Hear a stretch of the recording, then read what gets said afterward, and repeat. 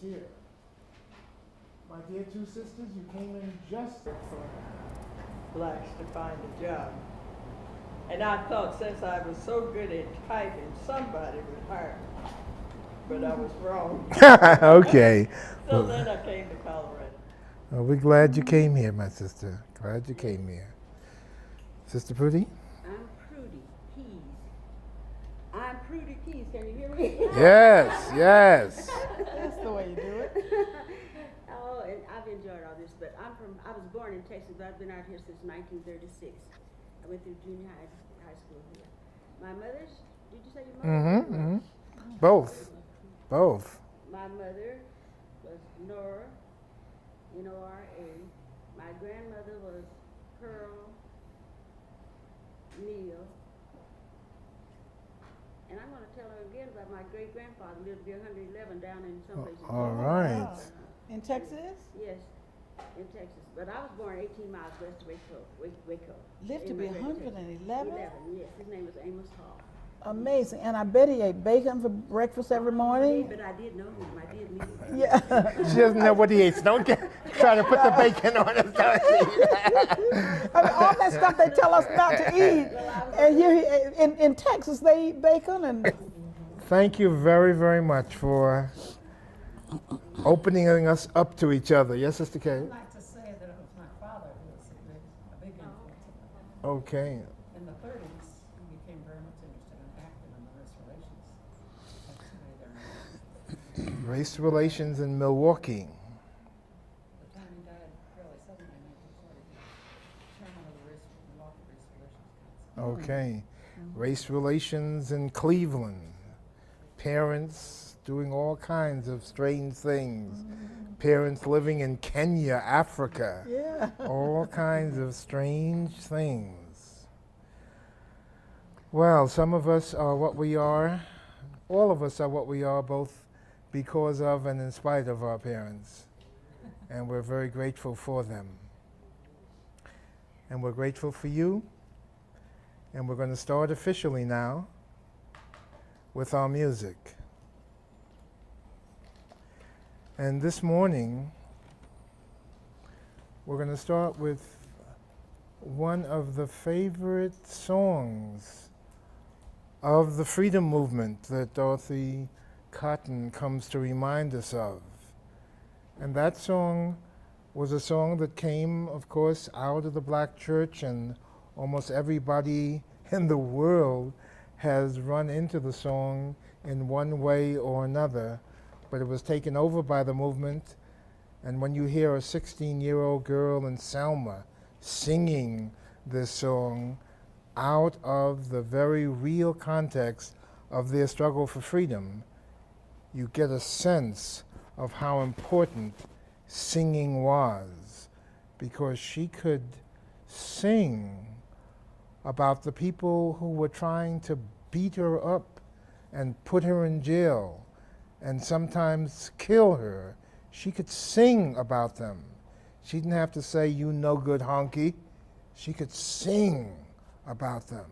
And that became very, very important. So let's listen, and if any of us feel like singing, let's sing. But let's especially listen. This is in Selma in 1965.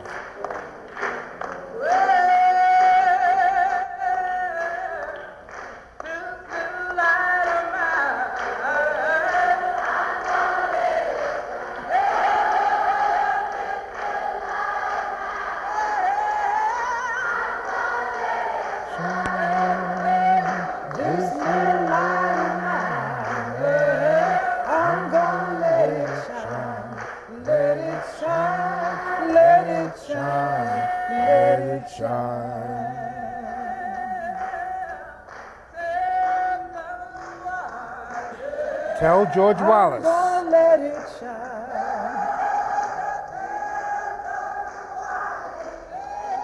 I'm gonna let it shine. Tell Governor Wallace. Well, I'm gonna let it shine. Let it shine. Let it shine. Let it shine.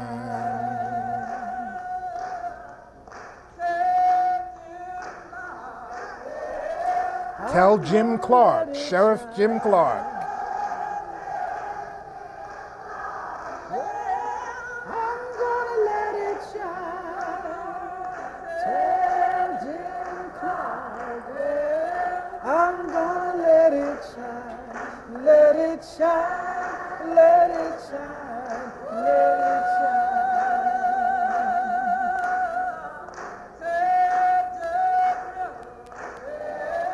I'm gonna let it shine.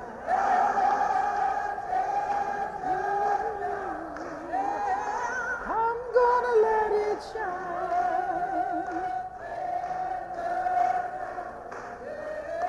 I'm gonna let it shine. Let it shine. Let it shine. Let it shine. Everywhere I go, I'm gonna let it shine. Everywhere I go, I'm gonna let it shine. Everywhere I go, I'm gonna let it shine. Let it shine, let it shine, let it shine. My God, give it to me.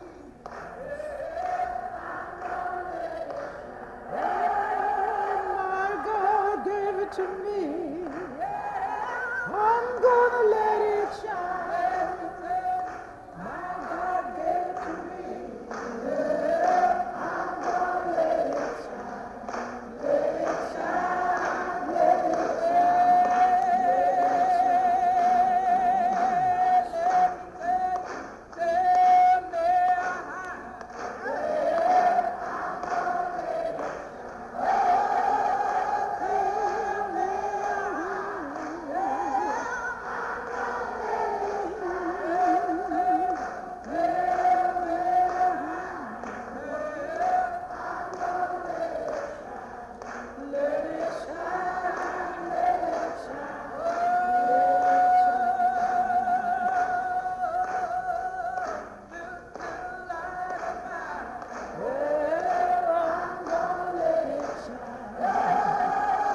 This little light of mine, I'm gonna let it shine.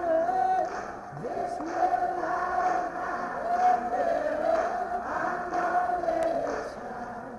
Let it shine, let it shine, let it shine.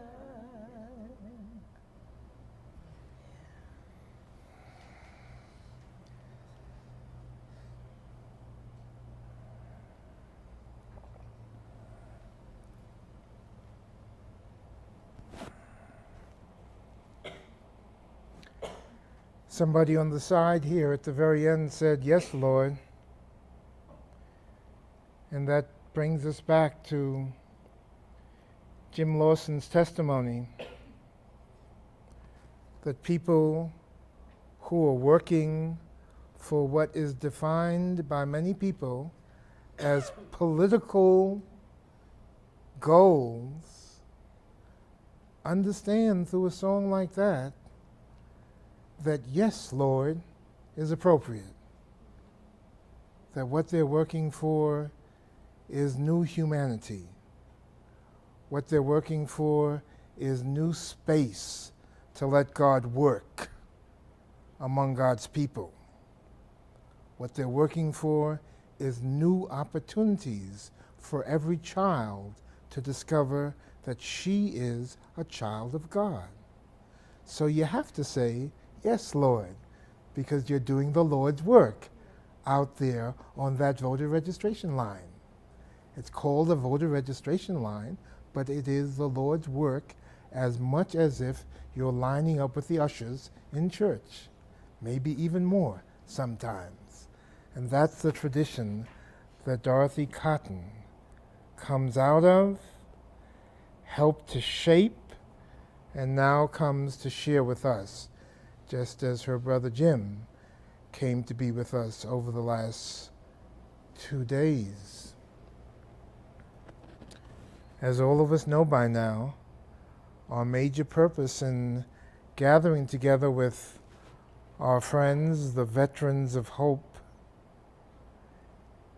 is to engage with them as they remember out loud for us something about the role of religion in their life and in their work. And it's really a beautiful thing to have Dorothy Cotton come now as we close out our summer class, because Dorothy represents one of those persons and that group of folk in the freedom movement who were most deeply engaged in what we called then and still call now the grassroots work, the day-to-day, week-to-week, hour-by-hour work among the people, the so-called ordinary people who were carrying on extraordinary work.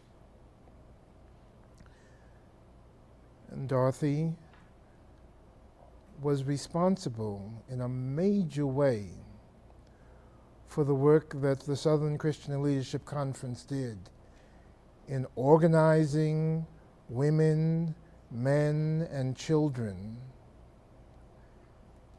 in a very particular kind of task. It was called citizenship education, the work that she was responsible for.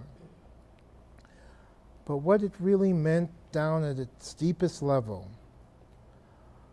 was that she and her marvelous mentor, Septima Clark, were taking the leadership in helping people to do a very important thing, helping ordinary people to break past the definitions that other people had put on them. So when ordinary people were told that they had no power, that they had no role, that they had no place, that they had no vote, that they were nobody, the work of the citizenship education people was to gather people together, just like the old preachers did, and said, don't you worry about what they say about you. You are a child of God, and therefore you have tremendous responsibility in God's world for making this a better world. That was what citizenship education was essentially trying to help people to know that they had great power, power to be children of God and to be citizens of the new order.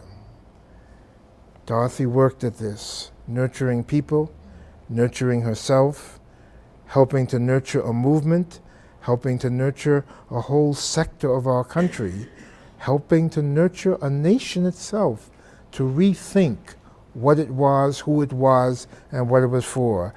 When I first got to Atlanta with Rosemarie Harding in 1961, Dorothy Cotton had been there already for about a year, working with SCLC. And we met her early in our time there.